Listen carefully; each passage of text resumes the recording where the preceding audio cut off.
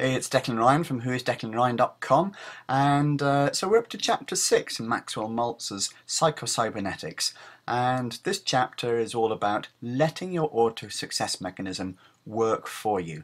And in order to do that, you have to relax. Now, he starts off by telling of all the various different things that cause stress, and when he wrote that back in 1960, apparently we didn't even know what stress was. We didn't have emails, we didn't have mobile phones, we didn't have text, we didn't have social media, and all these things that demand our attention instantly. And so we find it necessary, we have to actually step back and not to try and micromanage our auto-success mechanism. This is what the very worst managers do. They'll set a task and then they'll micromanage every single step along the way. Now, many of us are guilty of doing that with our auto-success mechanism. We set at the task and then we overlook it and say, okay, you should be doing that, you should be doing that. So what you've really got to do is trust that the auto-success mechanism is going to deliver the results that you want. And his quotation here, he refers to both Jesus and St. Paul. Jesus as in saying, take no thought for the morrow, and St. Paul, be careful in nothing. In other words, think what you want to achieve, think of your goal, and then let your mind do the work for you. It's really, really important. Now, Dan Kennedy, who is the president of the Psychocybernetics Foundation, uses his psychocybernetics techniques to pretty much do all his writing for him. How he does this? He remains completely relaxed. He feeds the information that he wants into his mind, and then he sets it off to go on a search mechanism, to go on a search to try and find all he needs to come up with countless copywriting pages, countless newsletters that he has to produce, books and other writings that he produces in his own words effortlessly. How does he do this? Because he goes to sleep on it, and then in the next morning, there it is. It's just there. And because he's made such successful use of it, you really have to just look at the prolific amount he produces and see the results. Whereas other people, the average person, is so fixated on getting the results and so fixated on doing everything ourselves that we stop the auto-success mechanism from coming into play. Now, recovery time is so important, especially when we're under constant bombardment of things that need our attention.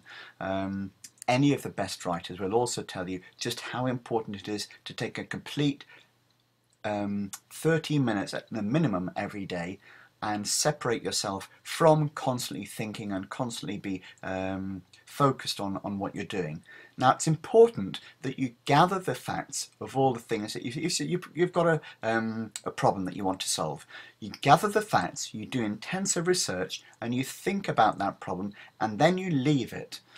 You either leave it overnight or you just leave it for half an hour. The important thing is that your auto-success mechanism has to do the work for you. Now, there are countless testimonials for the effectiveness of this. You take the decision on a course of action, and then you step back, because the best ideas come when you're relaxed or you're off guard. Many people quote their best ideas as coming to them when they're having a conversation with somebody else, or when they're not thinking about that specific topic. Some people, they have their best ideas shaving, or while they're in the shower, or doing something else completely not connected with the main thing, and then all those ideas come towards them. Now, the next thing is to stop second-guessing decisions. This is another thing that I've been very much guilty of, so this really resonated with me and spoke to me. Once a decision has been taken, disassociate yourself from it and let the results speak for themselves. Let the results become themselves.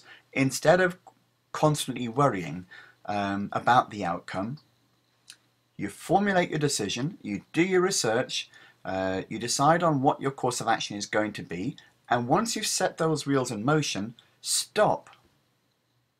Because that's the outcome is then based on your best thinking.